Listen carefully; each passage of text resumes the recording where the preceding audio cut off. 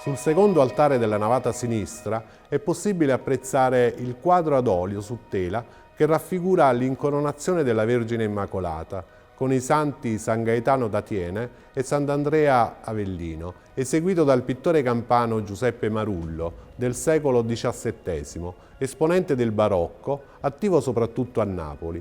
Al centro la Vergine, mentre viene incoronata da due angeli, si eleva in una luce divina che la purifica e la rende integra.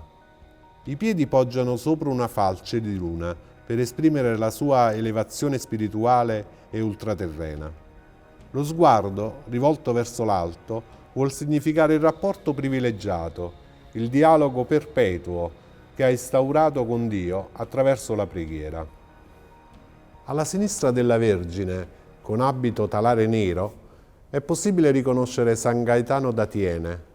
A destra invece Sant'Andrea Avellino, con lo stesso abito, perché appartenente alla stessa congregazione di chierici regolari teatini. Entrambi sono raffigurati con un libro ed un ramo di gigli.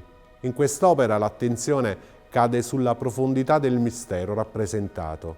L'arte diventa stimolo religioso di genuina devozione. San Gaetano d'Atiene è il fondatore dell'ordine dei chierici regolari teatini. Vissuto nel XVI secolo, è anche ricordato come il santo della provvidenza.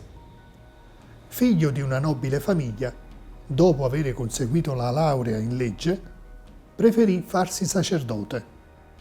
Dopo un periodo vissuto a Roma, Gaetano si trasferì a Napoli, dove il viceré Pedro de Toledo gli concesse la Basilica di San Paolo Maggiore. Si racconta che mentre pregava in una chiesa romana, venne rapito in estasi per assistere al parto della Vergine. Oggi viene ricordato come protettore dei disoccupati. Sant'Andrea Avellino è stato un sacerdote dell'ordine dei Teatini. Frequentò gli studi giuridici, ma poi rinunciò alla laurea e preferì entrare nella famiglia religiosa di Gaetano d'Atiene. Rinunciò all'eredità paterna e quando scoppiarono i tumulti a Napoli nel 1585, mise a disposizione dei bisognosi tutte le risorse dell'ordine. I medici del tempo raccontano che a un anno dalla sua morte il corpo ancora non si era decomposto. A Castro Nuovo di Sant'Andrea, nel giardino di casa, c'è ancora un ulivo che ne ricorda la nascita.